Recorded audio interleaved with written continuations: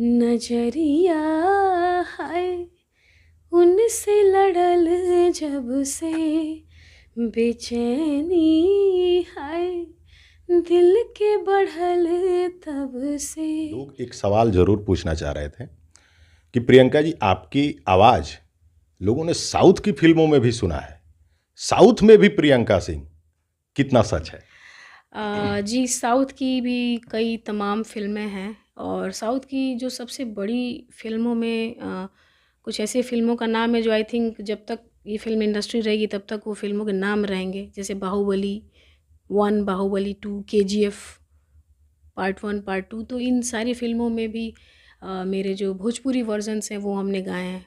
फिर एक हिंदुस्तानी लैंग्वेज है जो लगभग हिंदी जैसा ही है, तो उस लैंग्वेज में भी इस फ़िल्म में गाने रिकॉर्ड हुए, उसमें भी हमने गाया है। हमारे बड़े भाई साहब जो हैं भानु प्रताप सिंह जी, उन्होंने भी इस फ़िल्म में मिल कैलाश खेर का जो वर्जन है उन्होंने गाया है।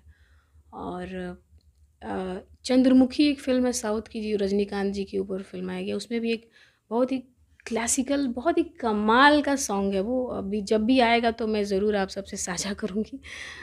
और वो जैसे कि मीन्स कैसे बताऊँ, वो गाना गाने में मुझे खुद ही 2.5-3 घंटे लग गए थे। बहुत ही कमाल का गाना है, मतलब ओवरऑल एक सेमी क्लासिकल सॉन्ग आप बोल सकते हैं जिसमें सरगम, तान, आलाप प्लस गायकी ओवरऑल और मिक्सअप मीन्स तो मुझे भी काफ़ी सीखने को मिला और मुझे बहुत अच्छा लगा गाना गा के वो।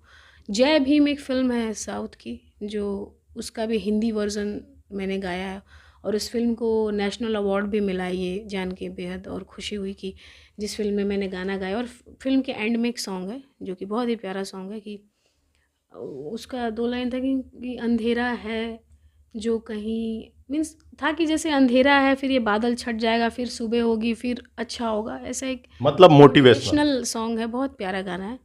तो वो भी जब गाना आएगा तो मैं ये सारे गाने ज़रूर आप सबसे शेयर करूँगी।